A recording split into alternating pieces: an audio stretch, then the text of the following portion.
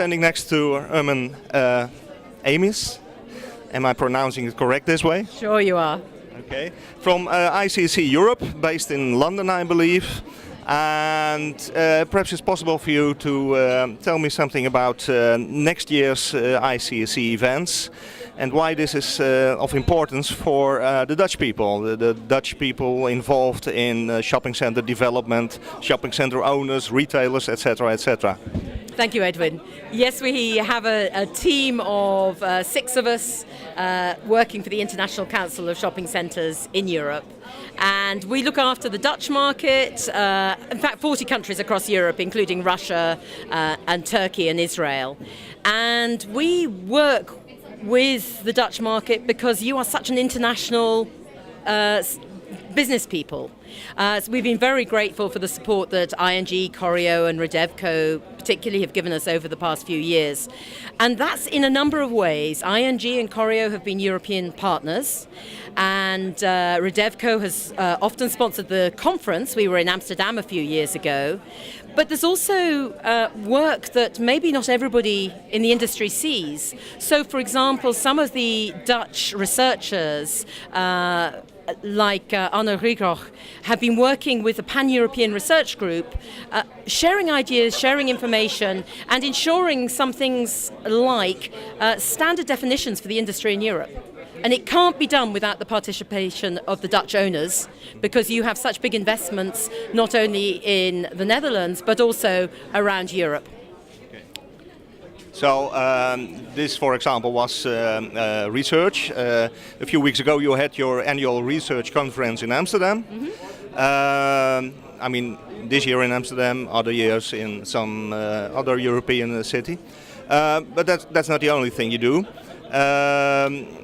On the wall behind us there is a lineup of some ICSC publications. Aren't those a little bit American?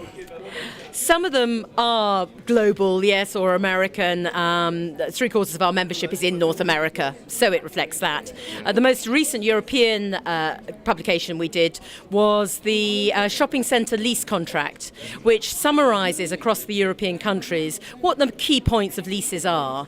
And our members have been using that particularly to work with retailers who are going cross-border.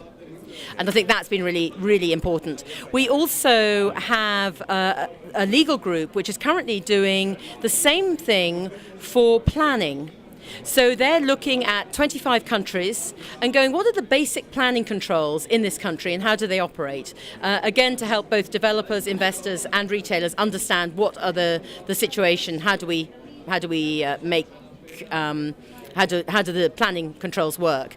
And I think where there's a demand for something, then we'll publish it. So, for example, we've just had the update from the European Shopping Centre Trust of the importance of the industry across Europe. Yeah. And that's actually really essential because one activity we started 3 years ago is lobbying in Brussels. And we work very closely with the Dutch Council of Shopping Centres, the Dutch Green Building Council, on making sure that as regulation is developed in Brussels, it's going to be usable by the members in the member states. And in particular, it's really important that when the Dutch government takes the Energy Performance of Buildings Directive and puts it into local regulation, that you influence what happens. This industry is different from the office industry. So it's really essential that the way the Dutch government puts the regulations into place enables you to manage your relationships with the tenants, because otherwise you may find you're being asked to control tenant behaviour, which under your leases you can't, about energy consumption. And it's important also for the people with overseas portfolios that they are doing the same. We now have committees in Romania, Bulgaria, the Baltic states, and other areas where we're working with government to make sure that happens. Yeah. Okay. A few moments ago, you have had here the kickoff of the annual conference 2011, which will be held in Paris, I believe. That's right.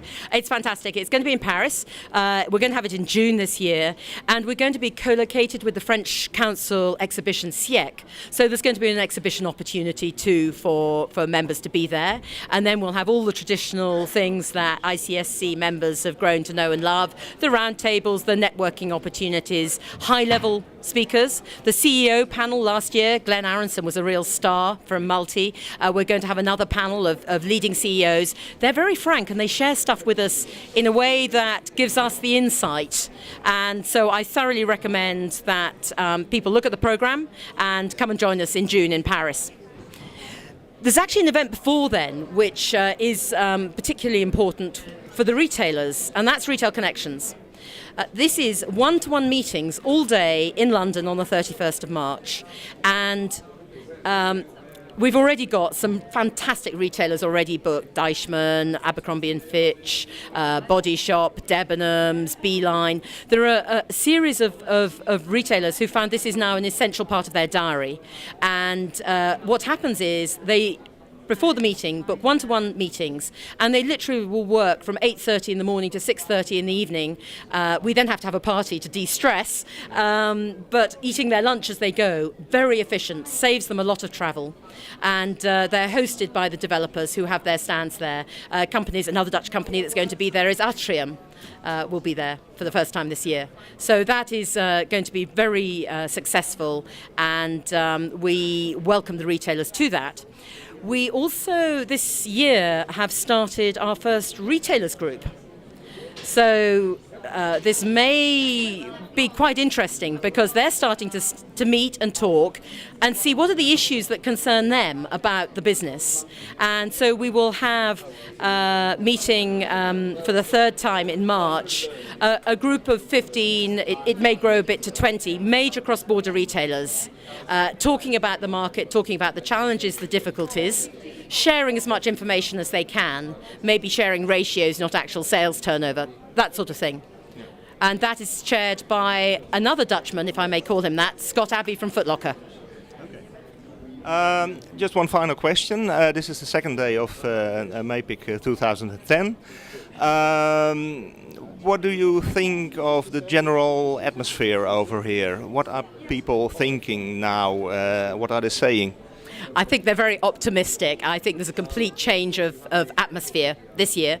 There are still some markets that are tough, but even in the tough markets, there's a new centre just opened last week, Milligan in Portugal.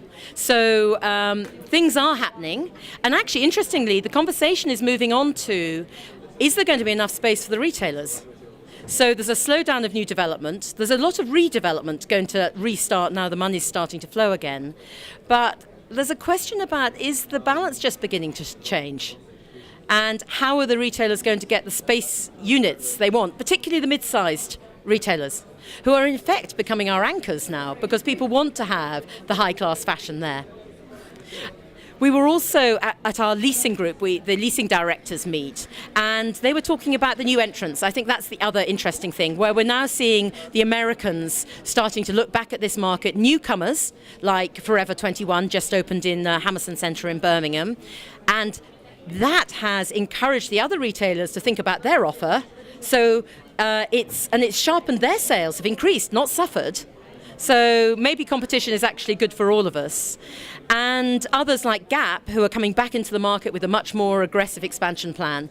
So if our retailers are coming and our shoppers are still able to shop, then I think there's a real opportunity for optimism.